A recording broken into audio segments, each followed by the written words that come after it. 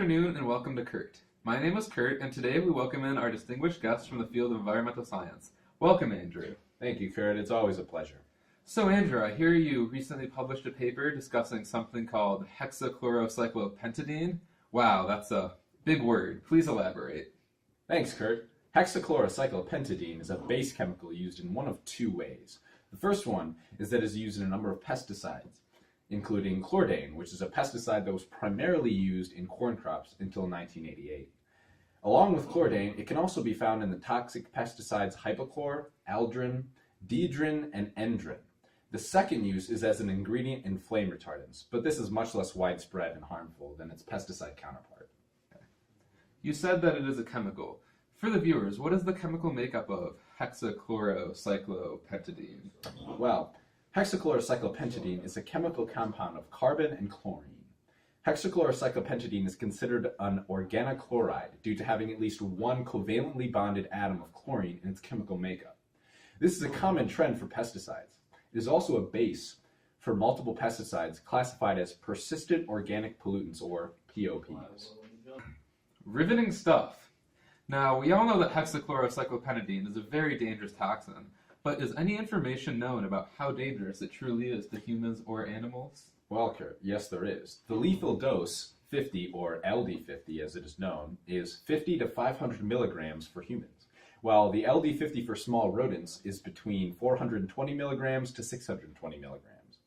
Based on this information, we can deduce that hexachlorocyclopentadiene is slightly more toxic in small doses for humans, but it is still very harmful to the environment. Also, exposure to these toxic pesticides can cause long-term health effects. This includes traces to cancer, birth defects, kidney and liver damage, and neurotoxicity. Those all sound like long-term future threats. Are there any short-term symptoms of exposure? Why, yes, Kurt. The symptoms of exposure for hexachlorocyclopentadiene are sneezing and tearing, along with skin contact causing burns and blisters. In the lungs, it causes coughing, chest pains, and difficulty breathing. Speaking of the environment, just how does hexachlorocyclopentadiene play a role in the environment? Well, since you ask, there is a quite significant impact on the environment from hexachlorocyclopentadiene. Since it is a base for a lot of pesticides, it mainly makes its way into soil and waste streams from runoff. Also, in its purest form, it makes its way into the environment mainly from waste created during the production.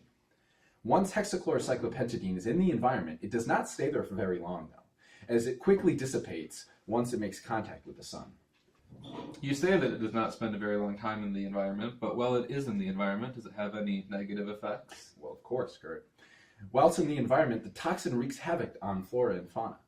Seeing as it is used as an insecticide and pesticide, it is not beneficial to the environment. When it enters streams and rivers, it can harm fish and make its way up the ecosystem. Along with that, when it's in soil, it can cause harm to the plants that are growing in the soil. This sounds very harmful. Are there any laws about the regulations of hexachlorocyclopentadiene? Yes, in fact there are. Firstly, in the Safe Drinking Water Act of 1974, there are maximum contaminant level goals set for certain toxins to ensure that people would be safe when consuming water. The maximum contaminant level set for hexachlorocyclopentadiene is 0.05 milligrams per liter. Along with this legal requirement, there is also the U.S. Emergency Planning and Community Right to Know Act, which implicates chemicals that are produced using hexachlorocyclopentadiene. An example of this is aldrin, which has been marked as an extremely hazardous substance and thus is heavily regulated. We are nearing the end of our time. I have to ask, seeing how terrible all these hexachlorocyclopentadiene pesticides are there any alternatives or substitutes? Well, of course. There are plenty of pesticides that do not use hexachlorocyclopentadiene. One of the main pesticides used in the United States is atrazine, and this does not use hexachlorocyclopentadiene in any part of its production. Oh, that's great. Yeah.